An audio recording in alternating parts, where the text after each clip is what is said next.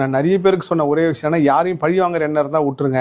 எனக்கு கடந்த ஒரு 10-15 நாளையும் நான் கர்மாராய்ச்சியில் ஒரு உண்மை சம்பவம், அது கிட்டத்தட்ட ஒரு குற்ற பின்னணியோட இருந்தவங்க ஒரு விஷயத்தை தேடி கிட்டத்தட்ட ஒரு 2-3 வருடங்கள் அவங்க சொன்ன விஷயத்தெல்லாம் எடுத்து பதிவு பண்ணுறப்போ, இவங்க குடும்பத்தில் ஒருத்தர் செஞ்ச தவிர அதை திரும்ப திரும்ப இந்த தலைமுறையை பாதிச்சுக்கிட்டே இருக்கு.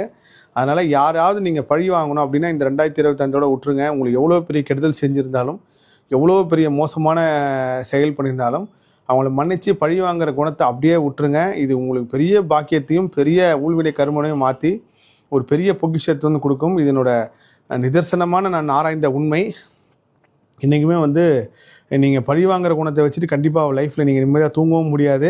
ஆனால் அது உங்களுக்கு மட்டும் கிடையாது, உங்கள் வம்சத்துக்கே திரும்ப திரும்ப இது கர்ம சுழற்சியில் வந்துக்கிட்டே இருக்குது. சமீபத்தில் இன்ஸ்டாகிராமில் ஒரு ஐயாவோட வீடியோ பார்த்தேன். நீ 3வது படிக்கும்போது எங்கே இருந்தே திரும்ப அதே பிறப்பில் 3வது படிக்கும்போது நீ பண்ணுற அப்படின்னு சொல்லி ரொம்ப சூப்பரான ஒரு விஷயம் சொல்லியிருந்தாரு. பிரபஞ்சம் யார் மூலியமாவது ஏதாவது ஒரு விஷயத்தை எனக்கும் காட்டிக்கிட்டே தான் இருக்குது என்னோட கர்மாராய்ச்சியில். ஸோ 2015 யாரையுமே பழி வாங்குற எண்ணத்தை விட்டுருங்க. அதே சமயத்தில் நான் ஒரு கொள்கை எடுத்துக்காமல் நீங்கள் ஒரு கொள்கை எடுத்துருங்க. நான் யாரை பற்றியும் புறம் பேச மாட்டேன், யாரையும் தாழ்வாக பேச மாட்டேன், யாரையும் அவமானப்படுத்த மாட்டேன் அப்படின்னு ஒரு விஷயத்தை வச்சுங்க. ஏன்னா உங்களோட மொத்த துன்பத்தையும் மாற்ற ஒரு சக்தி இருக்குன்னா அது இந்த ஒரு விஷயம்தான். நீங்கள் எப்போ மற்றவங்களை தாழ்வாக பார்க்கலையோ, தாழ்வாக பேசலையோ, அப்படி இருக்கும்போது உங்களையும் கண்டிப்பாக எங்கேயும் யாரும் தாழ்வாக பார்க்க மாட்டாங்க, தாழ்வாக பேச மாட்டாங்க. ஒருவேளை அப்படி பார்க்கப்பட்டால் கூட அது ஒரு டெம்பரவரி தான். அதே இடத்துல இந்த இயற்கை சக்தி உங்களை கொண்டு போய் உயர்த்தி வைக்கும்.